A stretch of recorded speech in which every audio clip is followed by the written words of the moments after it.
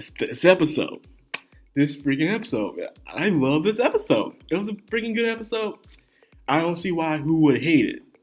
Other than that, I was seeing a shitstorm on some social sites saying how disappointed in this episode they were. Why? They were pissed off because they were all like this. Oh, Toph didn't fight Kavira. Why did Toph fight Kavira? That would be such a good fight. Like, oh my god, why didn't they fight? I hate this freaking episode. Toph didn't do anything really. Oh my god. Well, first of all, I was kind of one of those people past 2 episodes ago saying the same thing. But however, after seeing this episode, I fully understand why Toph didn't fight. And this episode was still great even without that. So there's no point in complaining. Okay, this was a rescue mission, which I did say that this might end badly, but ended up going great. So first of all, I was wrong in 2 ways.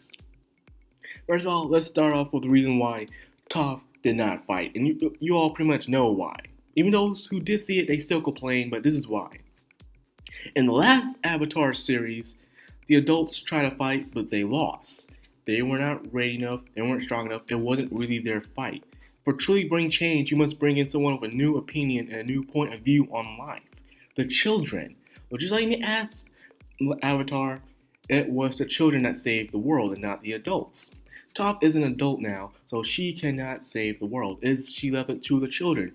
Why do you think Katara did not fight in the Civil War? Just like she said, it is up to the kids. So you people need to understand that, first of all. So I enjoyed the episode nonetheless. And first of all, I am really happy to see Julie not being a full blown ass bitch traitor to Varric. Turns out she knew that Kavira was a monster and she was trying to stop it on her own. I believe she was still on Varric's side, but she wanted to get Varric out of the way where she can take care of herself. So I'm like, oh, good deal with her. So she still is loyal to Varric no matter what. You know, the Kavira is just a monster. That's why she still wanted to make a spirit cannon destroy a city. I guess she wants total dominance over the whole entire freaking world. Next up is with Republic City. This bitch ass man of a freaking president is annoying as fuck. He too wants to build a super weapon. And Varric is like, no, let's not do this. Even he said no to Kavira, he's saying no to the president. You don't need a super weapon. You don't need to do the same thing they do. Don't sink to their level. But no, the president's like, no, he wants one. Then Prince Wu making some development within his own change of leadership. While everyone's talking about attacking, he's saying, hey, let's evacuate all the citizens away from harm so no one can get hurt. So yeah, good props to Prince Wu for saying that. He's doing it all for Korra and stuff, impress the ladies. And he did have a point there. Men do crazy shit for the women. That is true. But nonetheless, he got done either way. Hopefully we can see more character develop with him by the end of the series. See him becoming a responsible, not fully responsible, but on his way of becoming a responsible man. So he can lead the Earth Kingdom once he takes his place on throne, if he does. Next, with Toph's development.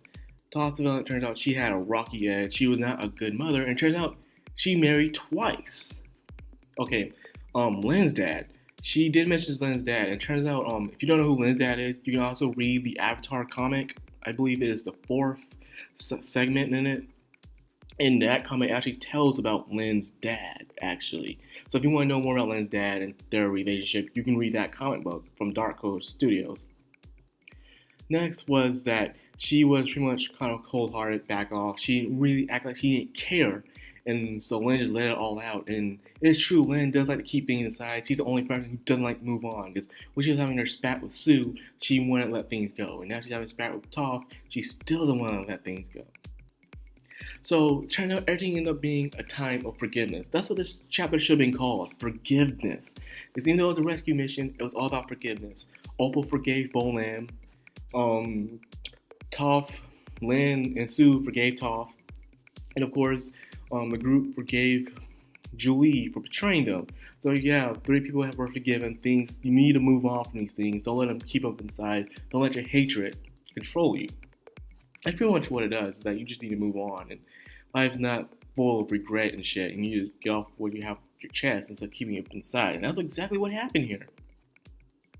They stopped the super weapon, but that thing is powerful. Actually, I was expecting to be more powerful. It did blast through a mountain, but it's not like it blew up the whole entire mountain. It just punched a whole entire hole into the mountain. So it's pretty much more of an impact hit than it was an explosive hit. So I'm not that impressed with the canon yet. Other than that, I'm hoping they might do more improvements on it, so it'll be more instead of just punching a hole through a mountain. It's, ooh, well, that's not really that interesting if you ask me. I like explosion better than I like impact. Now, this episode was great. Great character development. You have great action on both sides, and plus the forgiveness, man. So it brought the feels as well. So I give this episode an 8 out of 10. It was enjoyable indeed. I am so sad though that this series is ending. There'll be no more Korra. There will probably be no more Avatar at all. They'll be over with. There'll be no more. I don't see them doing anything else after this Korra saga. I don't know what else they're gonna do, but you just gotta savor the moments while they last. That's all I gotta say about this. So for more Avatar news, reviews, and rants, keep it here on Manime. So I am Macrown on Manime. Sign out.